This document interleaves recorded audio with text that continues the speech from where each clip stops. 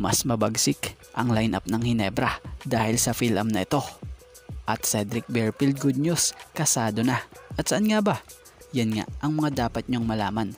Pero bago nga natin talakayin yan, shoutout muna sa mga solid nating mga ka-teammate na sila: Jose Marie Tolentino, Dobrali Juanico, Scout Ranger, Arnold Salazar, and User.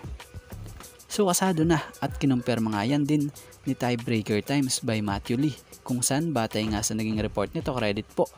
And nagdeklara na nga raw po ang nasabing manlalaro na lalahok for the 2024 PBA Rookie Draft. So kaunting background check nga lang po kay Cedric Barefield para sa mga hindi nakakakilala sa kanya.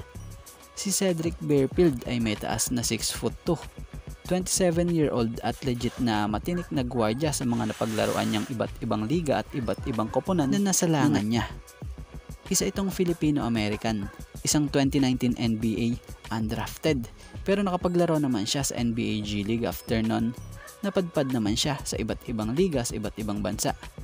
So di na natin iisa-isahin pa dahil sa madaling salita, isa ito sa pag-aagawan for sure ngayong 2024 PBA Rookie Draft ng mga koponan dito dahil sa angking husay niya at talaga namang laki ng kanyang kayang itulong sa mga koponang kukuha sa kanya o sa koponang kukuha sa kanya. Biruin mo naman, sa laro niyang ito kita mo naman, hinog na talaga at hindi pa prone sa injury.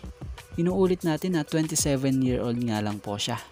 So batang bata pa at kayang tumagal pa dito ng mahabang taon dito sa PBA. Kaya naman ating abangan ito kung sinong koponan ang pipik sa kanya. At malipat naman tayo rito sa nabasa nating update post na ating bibigyan ng reaksyon at opinion, kung saan ayon nga sa post ni Inside of the PBA, breaking, mapupunta ang third pick ng Jeep sa Ginebra. Phil-Am ang gustong i-draft ni Coach Tim. Updated with correction. The third pick of the upcoming draft might eventually go to Ginebra. Type ni Coach Tim Cone. Source, Sir Snow Badwa. So kung scroll natin pababa, mapapansin natin or makikita natin, may tatlong photos nga na Phil-Am dito na masasabi nating big man din ito. Andyan yung CJ Lane, Kaylan Tiongson, and Ben Phillips.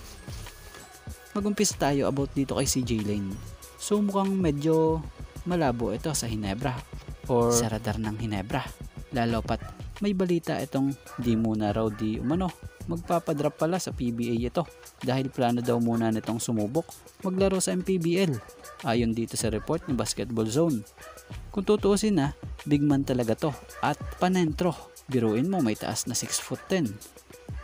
Sumunod yung Ben Phillips. Sa tingin naman natin, malabo rin ang former LaSalle volleyball player and basketball player na to sa Ginebra dahil wala nga tayong naririnig na kahit nga rumor about sa kanya at sa Ginebra.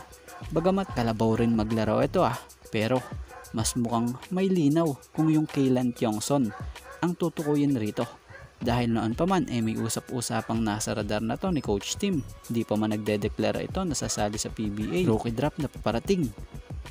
So tapos may lumabas pa nga pong gusto raw ito ng kampo ng Ginebra.